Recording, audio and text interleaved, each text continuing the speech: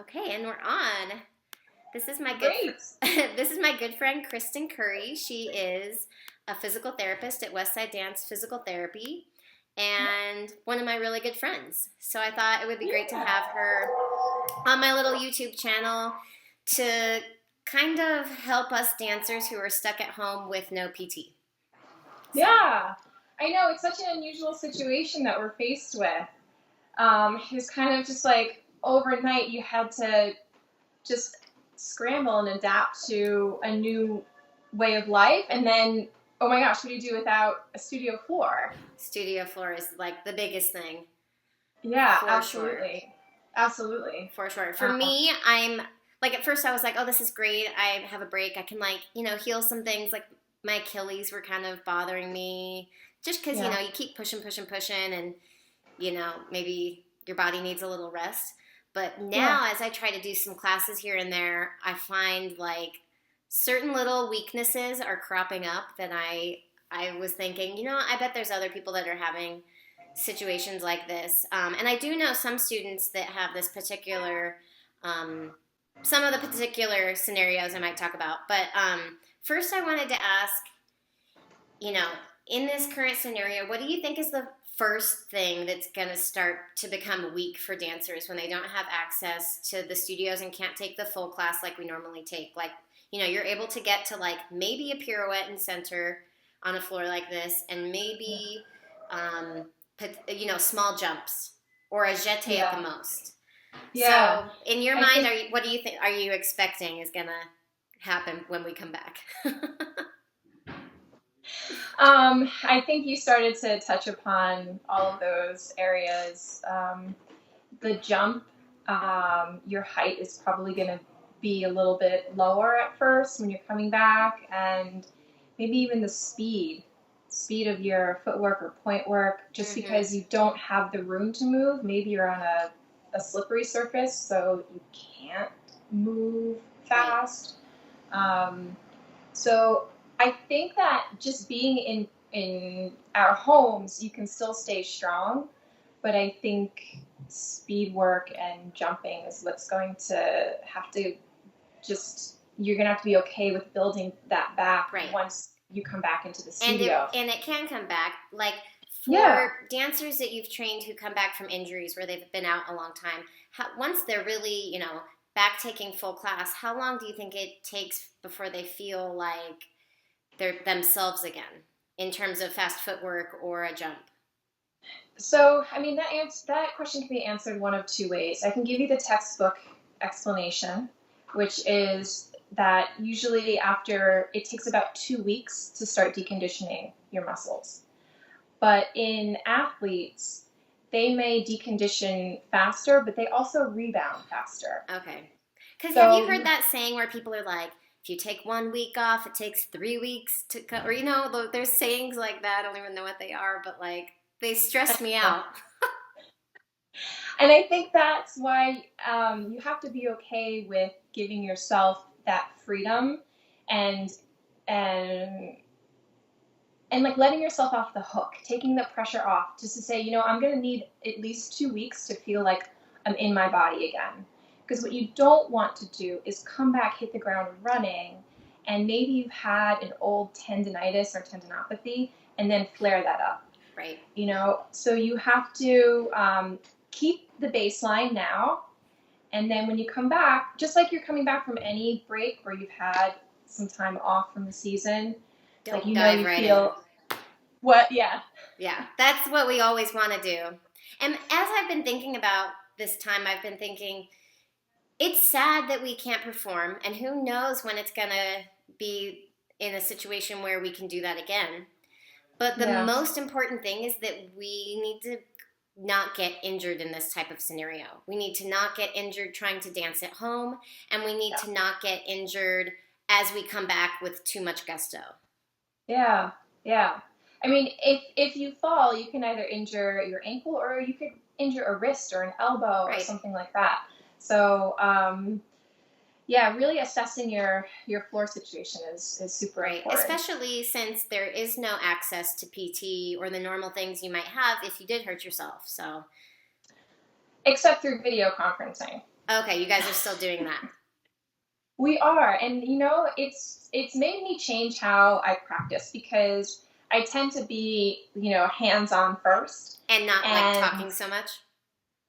well, this has forced me to just get right down to where are the functional deficits, where are the strength limitations, and coach people through that. And so, in a way, I have to sharpen my verbal skills when I'm giving a correction or giving a new exercise because I can't put them there or Right, show them all the time. right, In this 2D lifestyle, they're right. seeing me from a video and I'm seeing someone from a video. It's different than being there in 3D. So it's a lot more education. Are you Showing having like success getting the point across? actually, yeah, actually, I'm surprised. I have a couple dancers with ankle injuries, all different places, all different points in their recovery, and we're actually making pretty good progress. The other thing that's unique, it's just we work in New York City, so everyone walks everywhere. So that kind of makes foot ankle injuries a little bit harder to progress because you're always commuting. So I've noticed like, wow, people are really having They're some good healing. effects week to week because they're not stressing out their body with commuting. And I'm like, oh yeah, this kind of makes sense. And it's hard in New York, I think, even if you're not doing it for commuting, to just not get out and go.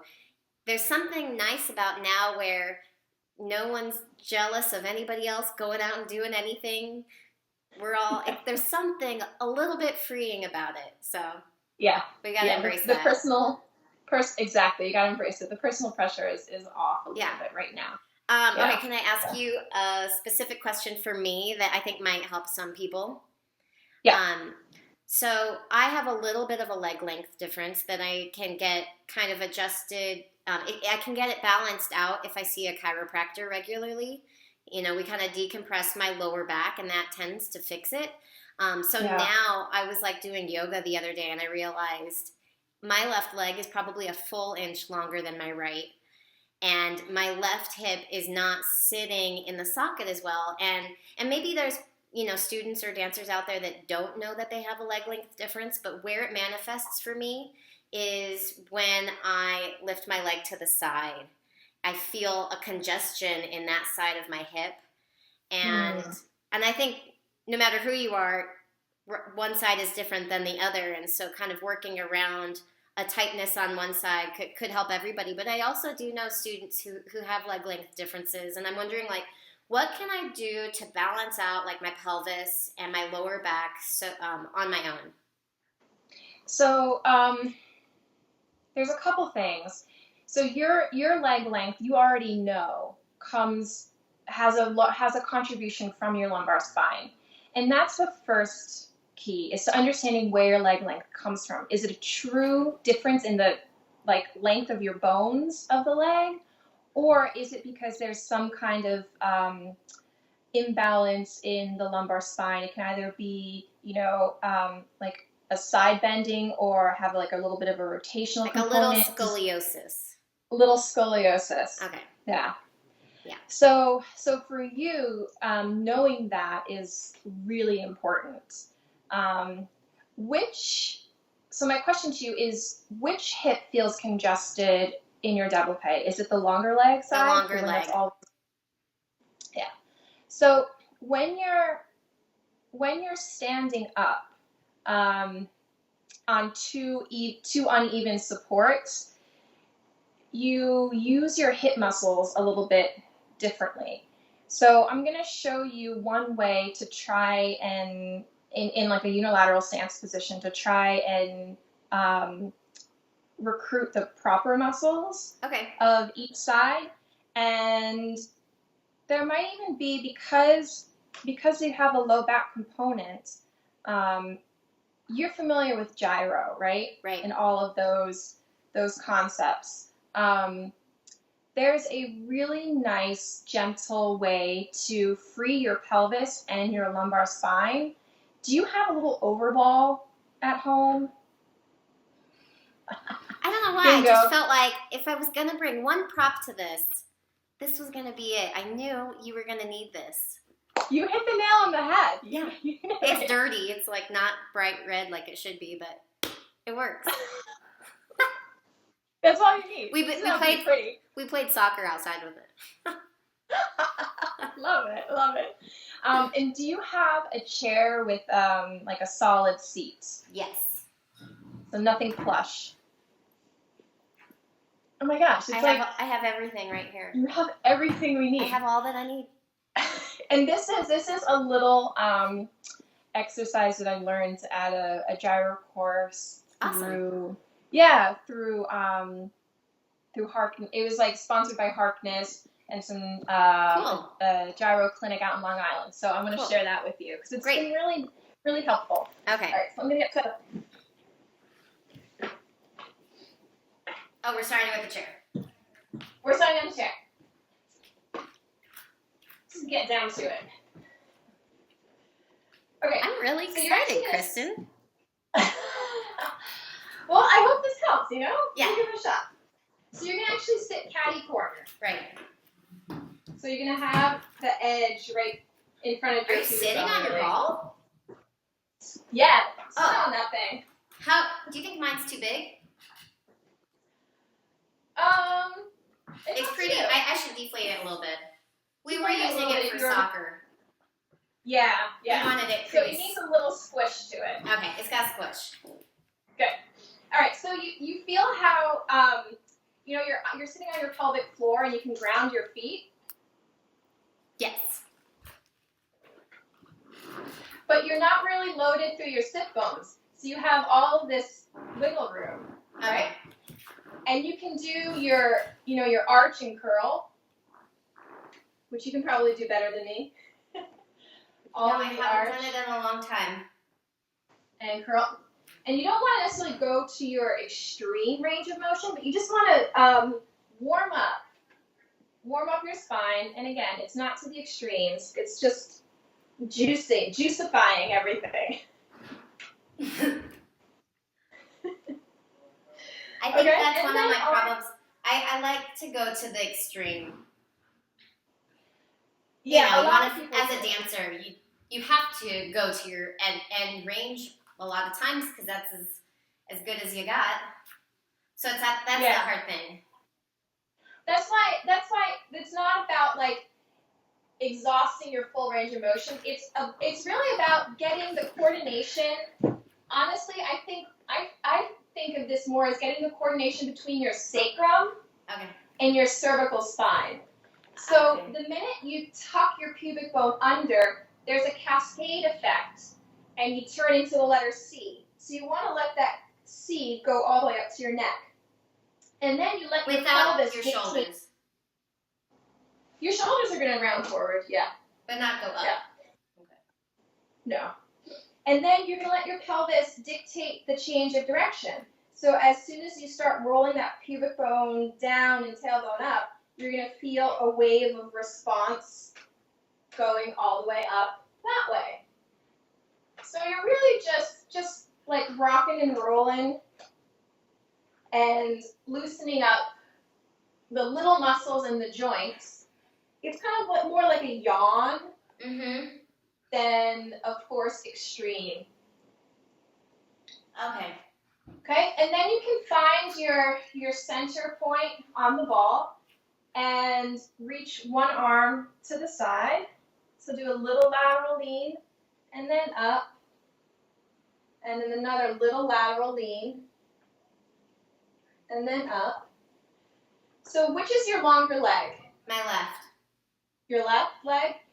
So what you can do is shift your pelvis to the left. Let that drop just a hair as you're bending to the right. Okay? So this isn't so much of a passive mobility. This is more of an active opener. And see, for me that feels weird because my longer leg is the right. So I actually need to do the opposite. Could you on both sides just lean a little bit away? You definitely could. I kind of like that feeling. Yeah. That way you have a little this symmetry. Hip dropping and then leaning to the other side. Exactly. Exactly. And you can even think of it as not so much crunching down on the smaller side, but that in the center, you're your longest, and just right up through the top of your head, you're growing a little bit longer, so much so that you start to curve, so that it's opening the other side. Yeah. Nice. Cool. Definitely, it's actually interesting. My shorter leg side is a tighter one. Which makes sense, because if it comes from my back, if I got bunchy on that shorter side, it would be pulling that leg up, and maybe this is the side to stretch out for me. Yeah. You just go with how you feel. Okay. And then if you have any rotational component to your lumbar stiffness, you can, again, starting with the pelvis. So I'll send my left hip back, and then my shoulders follow. So I can get through the thoracics. And again, the other hip back, and then my spine follows. So it's nice to just... That's nice. Yeah. And work with your breath.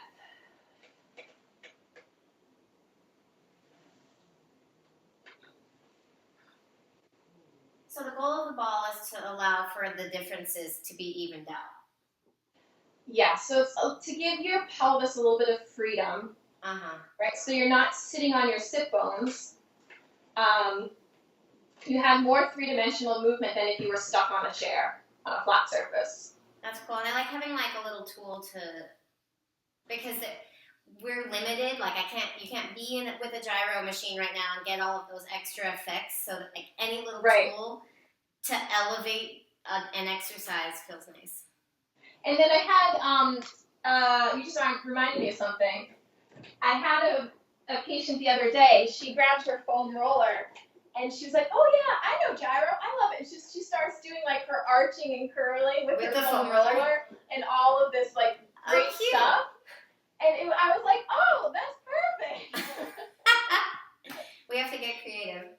So if you have a foam roller or a power setter, you can do that. Okay. A little bit, yeah. And that feels really good in your lats, especially if you're sitting more than before on the computer. You get tight back here. Everything gets tight. Because it's the like sides of your body, your spine. Yeah, and I know you're doing a lot of these interviews, and you're probably sitting more hours. I do a lot of homework too. And homework. Oh my gosh, yeah, because you're in school. Yeah. So giving yourself rest breaks or sitting on this while you're doing your little. Okay. Okay, so now let's talk about. So that's just this is especially helpful if one limb is shorter than the other, and it's a true limb length. Okay. Because what you're doing is you've taken away that limb discrepancy, so you can work your spine more symmetrically, more bilateral. Now, to help with the hip imbalance that accompanies a leg length discrepancy, it's so simple. You can use, I have a yoga block. I also have this little parasetter. But I even had a patient, she used just like a ream of paper. Okay. Of computer paper, printed paper. Could I use this? No, to stand on it. Oh, to stand up. What about, should I stand on a book? A book, an encyclopedia, or whatever you have. Something that's maybe an inch and a half or 2 inches. I got a ballet book. Oh, yes, we have that one too. That's perfect. Yeah. Here we go, ballet. Okay, so you're just going to stand with your foot parallel to the edge.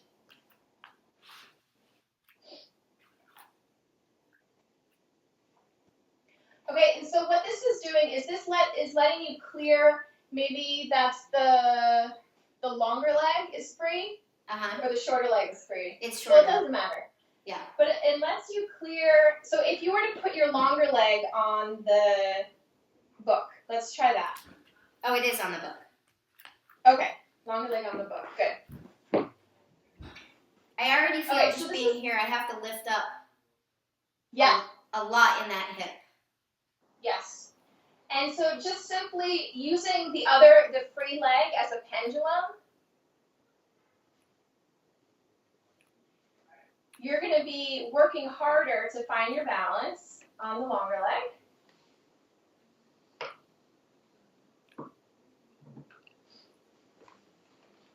If you can do this for 2 minutes, that's a good isometric in those glutes. Okay. You can even do... Kristen, I feel it kind of, I don't think it's my TFL, but in this area of my hip, is that a good place to feel it? No.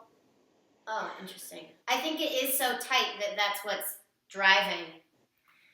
Okay, so I should lift up I should lift up out of that. You may not be able to. So what I'm going to have you do is actually, you're going to bend your leg a little bit. Okay. So you're going to bend your knee. Yeah, that got rid of it. Yes. So what that does is that takes the mechanical advantage away from the TFL and helps you access your glute. Now, I don't want your pelvis to sway as you pendulum your foot. So try to really stay solid on that standing leg and not shift so far towards your toes. Oh, I see. Yeah.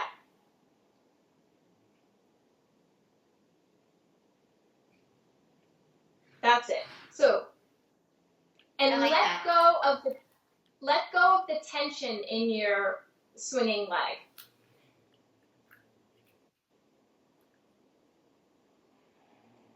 That's it.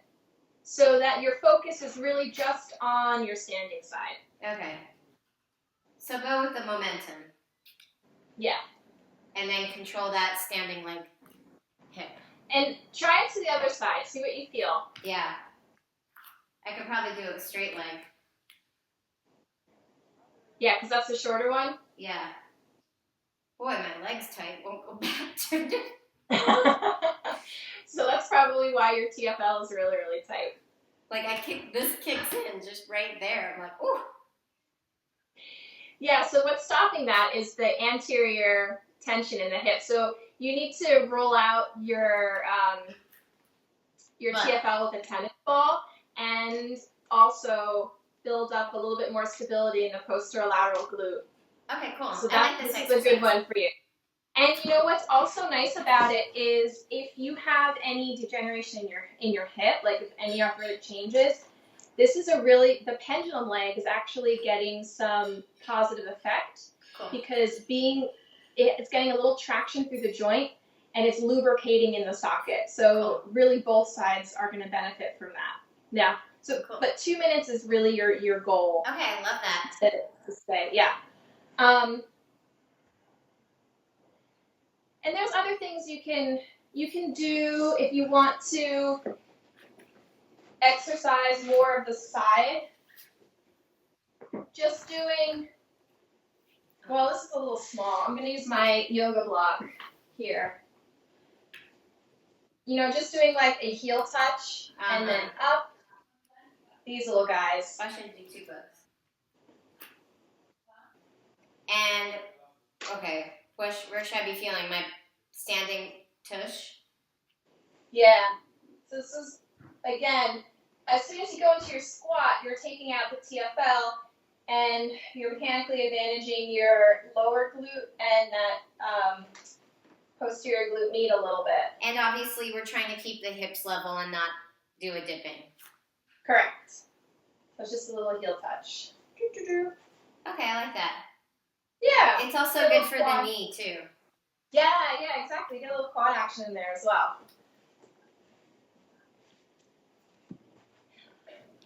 Careful your knee doesn't come in too much. The phrase I started to use is find the amount of turnout you need to stay parallel. Right. Yeah. That's good. I like that. That's it. That's good. I say that when I'm teaching something to that effect, but not as good.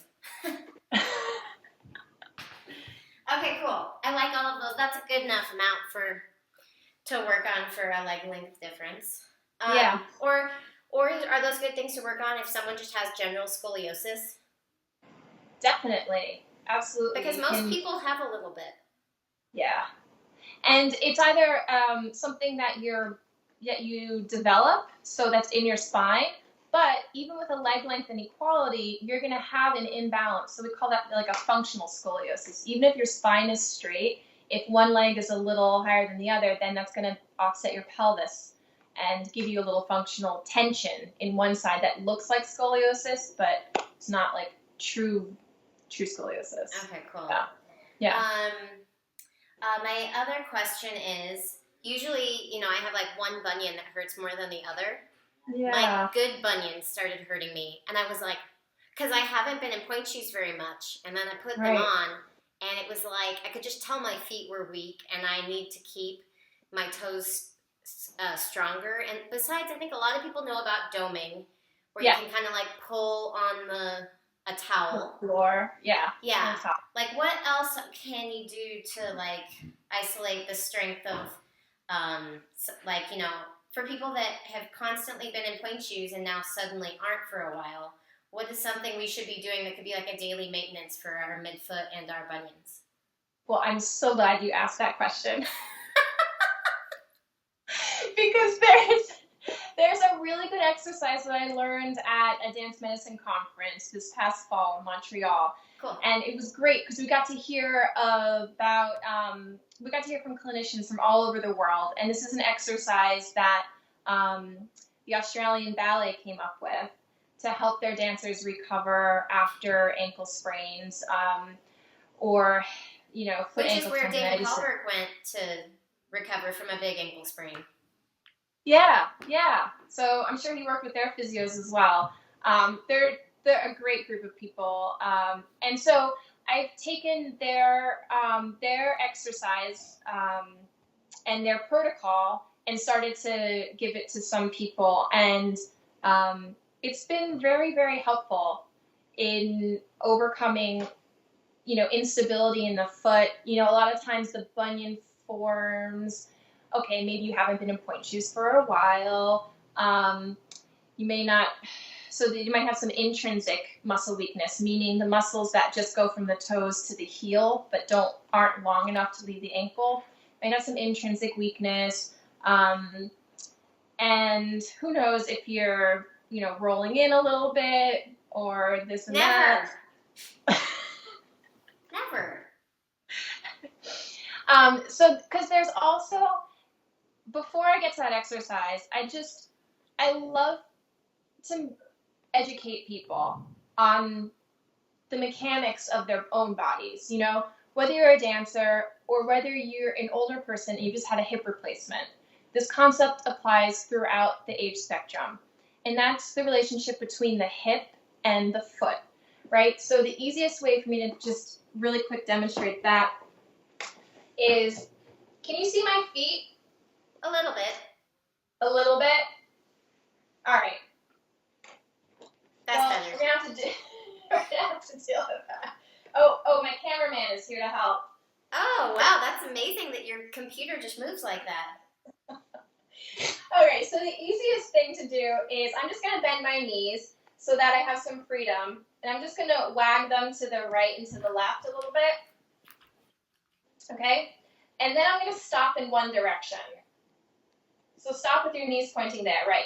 So what's your left hip doing? Is it turned in or turned out? It's kind of turned out, actually. And so where's the weight on that left foot? It's on my pinky side. Yeah, and what's your arch doing? Is it falling or lifting? It's pulled up. Yeah, and so what's your right leg doing? A little bit rolled in. So where's the weight on your foot? My bunion. Is your arch lifted or dropped? Dropped. Right. So that where your arches land can have a lot to do with the steering of the hip. Okay, that's interesting. right? So even if you're in first position, you're turned out and you're stuck to the friction of the floor, but maybe you're not as supported in the hip. As soon as you do that plie, you might inadvertently just, not you, but the general you, Right. might be losing your turnout just a hair, and that's changing the force through your foot and your ankle. So that's my little public service announcement. That's awesome. Right, so now I'm going to show you this exercise. Do you have a Thera-band handy? I have those kinds of Thera-bands that are connected. Does that work? Try that.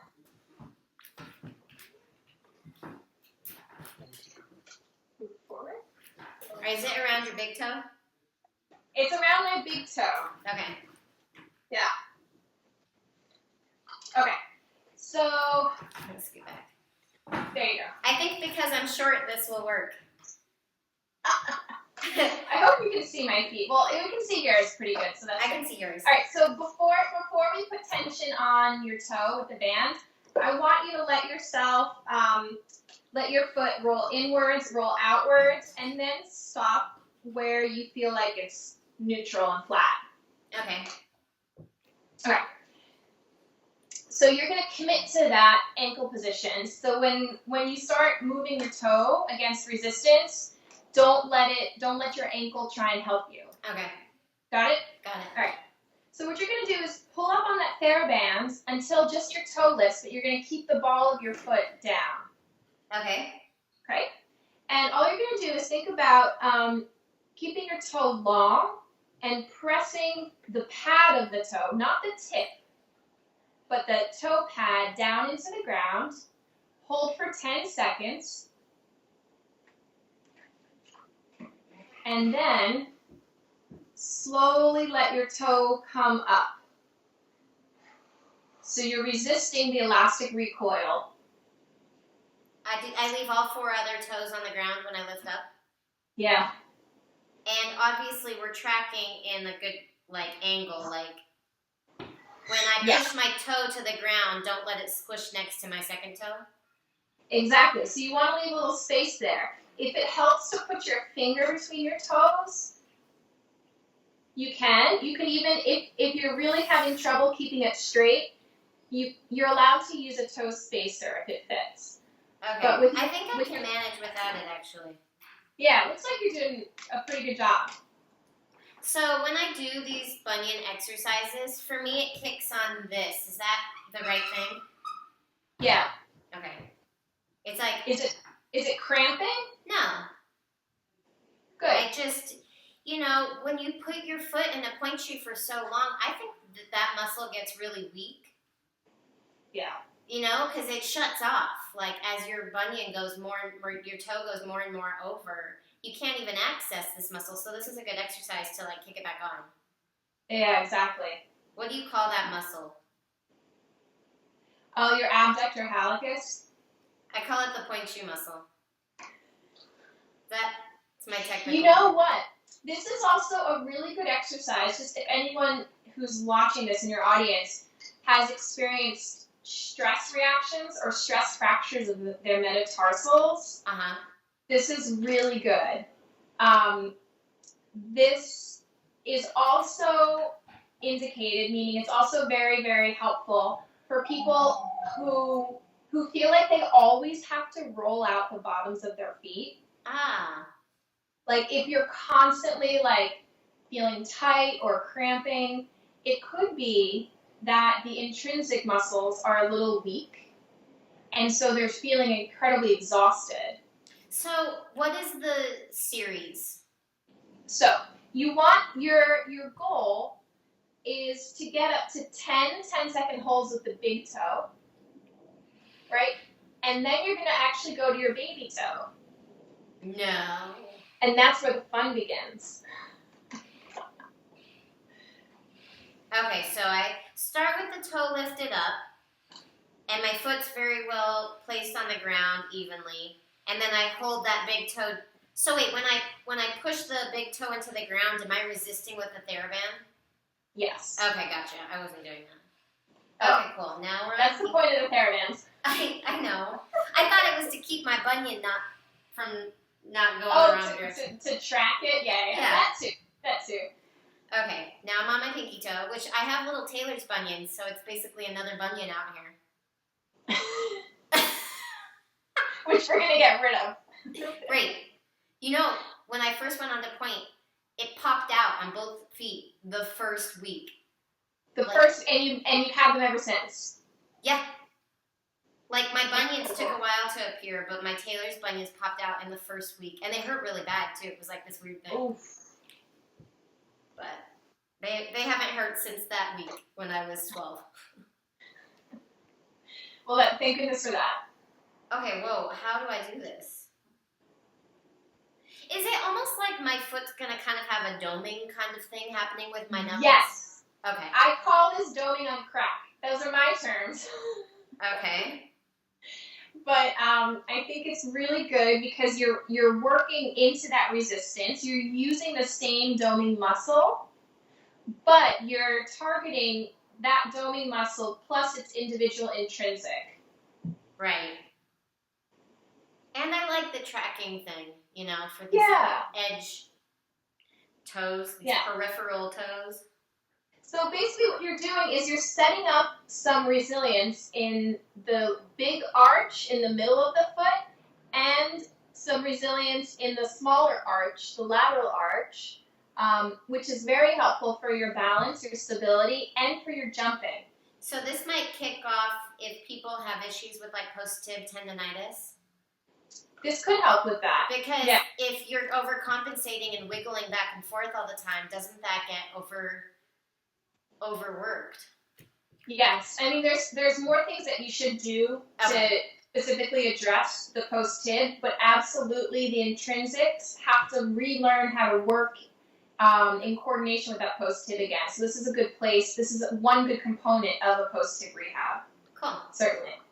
Cool. And then what you can do is, because I'm sure you have all the time in the world, you can work through all the rest of the 3 toes. Oh wow, you would put the Thera-band on your 4th toe and do it with that sad little guy? Yeah, the second one and the third one. Yeah.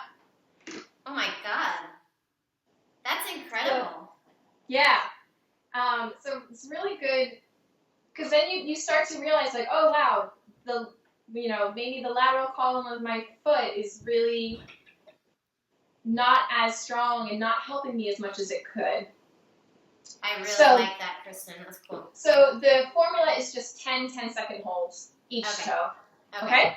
So that's your goal. If you can't get there all at one shot, doing 10-second holds just 5 times each toe is a good place also to start. Okay, cool. Okay? Then what I like to do, so part of the Australian protocol was then to tie this into something functional, which is they were using the jump board on the reformer. Okay. And I'm like, well, how are we going to simulate this jump board on the reformer at home?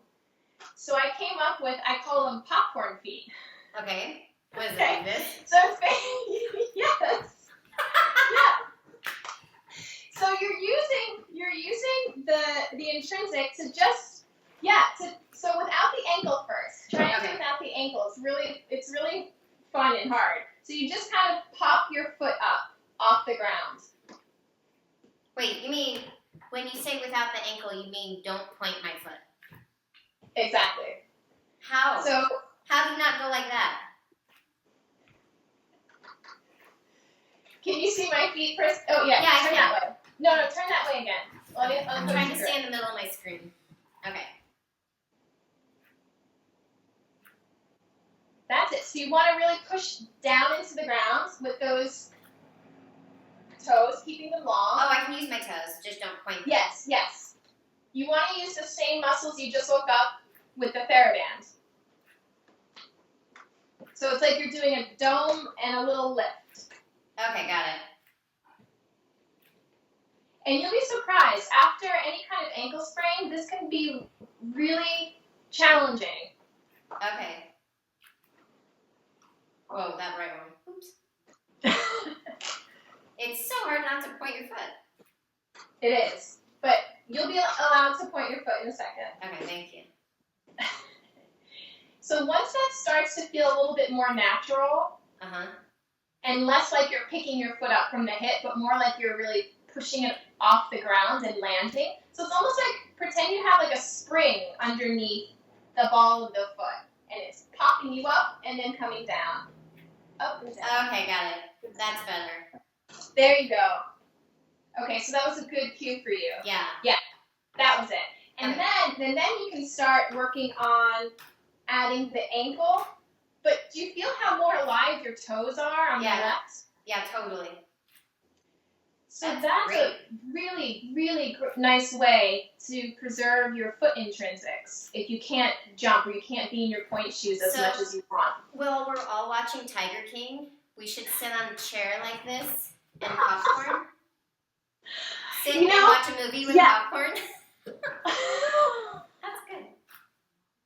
You do your popcorn toes, yeah. Okay, cool. I like that. Yeah. How many sets? What's that? How many sets? To fatigue. Okay. Until the series is over. Yeah. You get distracted. I haven't seen that show yet because we don't have Netflix, but everyone's talking about it. It's just insane. It's not like it's really great. Worth the hype? It's just insane. And you just can't believe how much insanity is happening at the same time. So that's all. I don't feel you're missing out on anything. Okay. So don't go get Netflix just for Tiger King. Okay. I'll just live vicariously through stories of my friends. Yeah. You'll be fine. So then, that's really a lot for the foot intrinsics, and then you always have releves you can do, and then for the bigger muscles, your jumping muscles, you know how we love to turn everyone back to parallel. That still applies because that's the power plane. That's where you can really access your quad and your glute maximally is in parallel. That's why, and that's also where you can see if you have any positional faults, is your hip steering in, your knee going inwards, and your foot kind of collapsing. I probably need to do those exercises. What's that? I probably need to do all those exercises. So, you're just talking about, single leg kind of plies, or maybe even this one? Yeah. Yeah, all that stuff. Okay. And then also with jumping, that you can progress away from the chair. I'm sure you remember this one too. Is just doing. Oh, that's nice. That one. Yeah. I've seen people doing this, but I've never really been into it. So I'm lunging out and then. Yeah. So How you far can start should I- gradually. You can start gradually with a big weight shift. Okay, so you're pushing back, and then you're lunging onto the front foot. Pushing back. Oh yeah, watch that pelvis, Megan. I know. I got it. I kicked it on. Good. Okay. Yeah. Then once that feels good, then keep your weight forward more. All right, and then just pop that front foot. Oh wow. That's it. So now you're loading it a little more, and you're working a little quicker. So if I was doing a balancing variation, really go fast. And then, just like you did, once it gets easier, you stay there and see how fast you can go. Okay. 1, 2, 3. I like to start off in triplet. I like that. Okay, cool. Just doing three foot flicks in succession. Cool. And then, because jumping is, you're landing with whatever multiplier times your body weight. 3 times your body weight, 5 times your body weight, depending on how high you're jumping. So if you're home and you have weights, you can do squats holding onto weights because now your legs have to carry more than just your regular body weight. We have here, because it's quarantine time. Coronas. No, we got some box wine here, so you can do your squats with jugs of water, boxes to the Okay, blind. and in my mind, that's not a squat. That's just like a one-legged plie. Yeah, parallel one-legged plie. Okay. Okay? Which And I then need to practice. Even you can without. take that into, you know, you have your little airplane thing. Yeah, and so if you were holding weight in your hands, Right.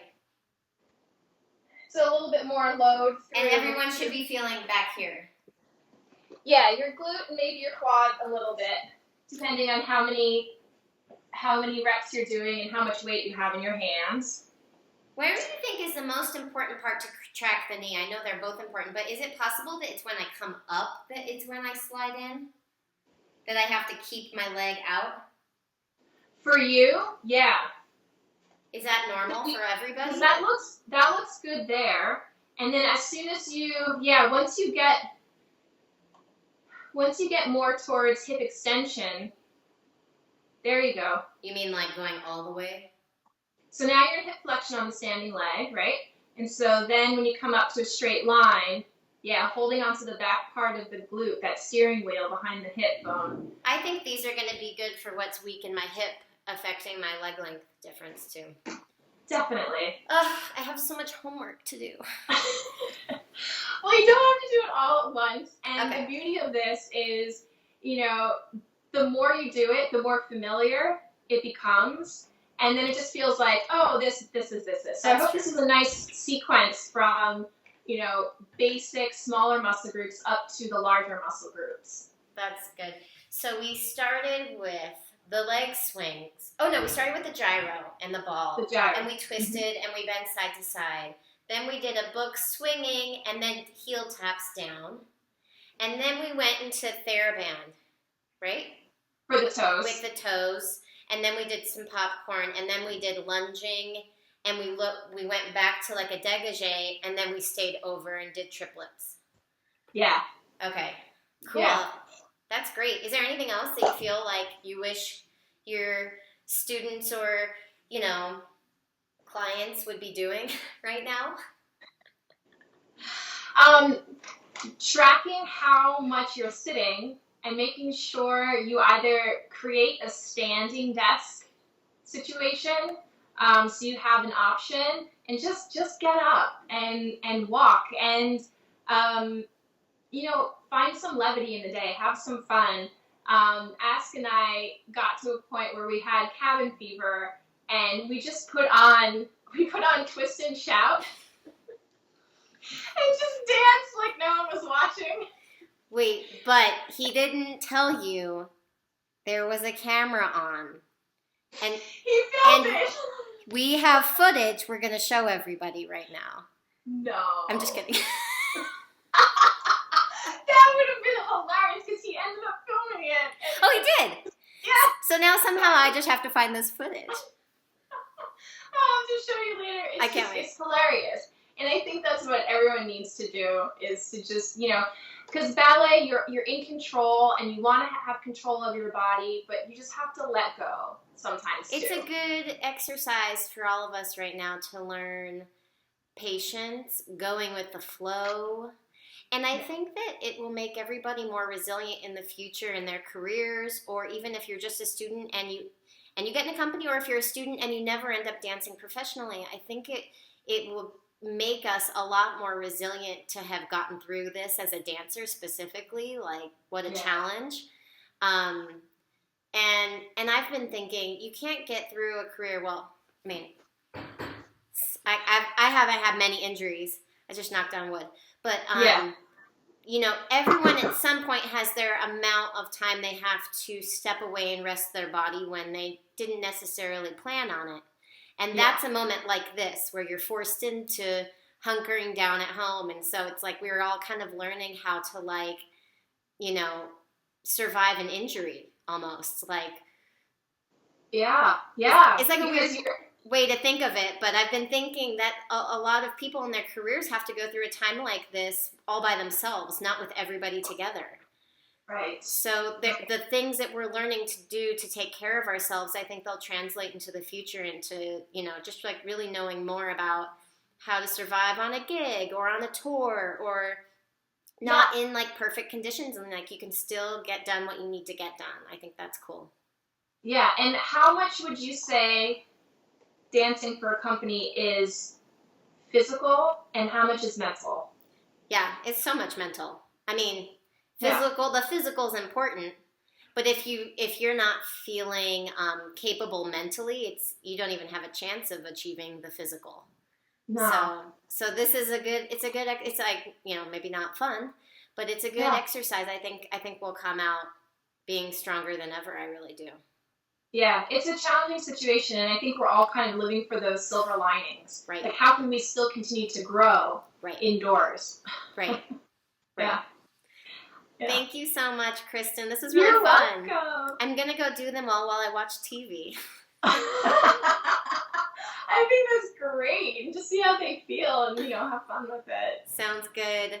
Say hi to Ask. I know he's somewhere there operating the camera. I will. Do you want him to come say hi? Yeah. All right, you can crawl on the floor with me. I've heard that there's a special haircut we should be looking out for. Oh, no. What an entrance. Wait, you're not walking around in those slippers, are you? I am always ready, Megan, for whatever. Do you have a gig? Do you want me to teach a class? I'm always wearing ballet shoes around the house. You've been wearing your ballet shoes around your apartment all the time? Yeah. Of course. You never know. Of course. While you drink wine. Doesn't he look handsome? You look great, Ask. You've never looked better. You know what? It looks like I have more hair now. It's true. Yeah. It's true. You just needed to quarantine. Yeah. Do you remember the last thing we danced together? I do. It might be the last time we all ever dance again. I wonder if it's possible to do it virtually, just like this. Yeah, like you could lift me and I would just go into the air. You could levitate. Yeah. Oh my God, that would be so good for my back. It'd be so easy. I would love that. It's the way of the future. Yeah, I don't think that's gonna happen. You guys have only put my pointe shoes on once. I gotta get them on more. Oh my God! Well, you haven't even seen this, but we're sitting on a scrub floor, a homemade scrub floor. So I'm actually jumping around at home. That's incredible. Yeah. So you're asking how we stay in shape? We build our own floor. That's amazing. That's amazing. We've gotten from the downstairs neighbors pounding. But just once. Just once. Just once. Just once. So they were like, cut it out. Gotcha. Yeah, because these floors are so squeaky. It's a pre-war building. It's as old so as. Old. I've been jumping here, and I feel like if you're in the basement, you're really hearing it. Like, it doesn't feel super crazy hard. I feel like it's nicely sprung. I'm like, okay. You got those wood floors, yeah. Doing what we can. Like, for a minute, I took some time off, and then now I'm like, okay, I got to get into a program where I can just maintain a certain level of ability to get me through. Yeah. I mean, I'm also working with a dancer who we're trying to get her back to pointe endurance for her ankles and everything. And there's stuff that you've probably done on the reformer that you can do sitting in a chair. That's true. So just doing like your releves and then boring forwards, back, side to side, just doing stuff like that. But again, don't forget the box of wine when you're doing it on your knees. Just to add a little bit of weight, resistance, right? And then just doing releves in a chair. I love that. Start there. I love it. Well, I'm gonna sign off. We have enchiladas cooking right now. Oh, it smells wonderful. You know what we're going to have for dinner? We're going to have black bean brownie. Oh, we did that the other day. It's really good. It's so good. Dessert for dinner. Oh, you're having it for dinner? No, but it's surprisingly, really spongy and good. Like, it's not, I was surprised. Like, my recipe was a can of black beans, 1 egg, and then the box of brownie batter. Oh, you have brownie batter. Oh. We don't even have that. We have cocoa powder, black beans, a little bit of sugar. We did some lemon zest and Put an egg in it? 3 eggs. 3 eggs. Nice. 5 eggs. No. any milk or anything? No. He made them. Yeah, I made them. I mean, Nice. it's still cooking, still baking. Love it. You guys look like you're hanging in there and doing well. We are. We're having a You good look time. great too. Yeah. Are you taking class? Not really. No, I am. Do you want to teach class, Megan? Do you want to teach class? I can offer Sure. you some Do you classes. got a class to teach? Yeah, sure. Okay. Yeah, I've been doing some School. Zooms Yeah. Okay, cool. for sure. I'll Call keep me you in up. mind. What'd you say? I'll keep you in mind. Sounds good. Thank you. You know, he's actually let me start teaching class once a week. Oh, She that's taught 2 great. classes already. Yeah, it's great. It's great. That's been I've taking them. always wanted to take class from a PT. It's been really fun to I haven't taught class in 15 What years. could be better than that? And I have all these combinations that, like, because I work on technique with people at the clinic, and we have bars and the floors, and so I give them these combinations, and I think, wow, this is really good. And so I've tried to put that into class. It doesn't quite work the way, as seamlessly as I thought. But it's been really fun merging my ballet brain and my PT brain, and trying to mush it together and figure out how to make it work. That's And great. so- I want to take this class. I want to take a PT class. Yeah, I mean it's just a regular ballet class. Yeah, but you have the right things to say, you know. So it's I'm figuring it out. Cool. Yeah. that's awesome. Well, enjoy that fantastic haircut, and those black bean brownies. Oh my god, I can't wait. That reminds me I have to go now. So Okay. Yeah. He's gonna turn on the oven. Oh, okay. I was like, why? Okay. Thanks so much, Kristen, for joining.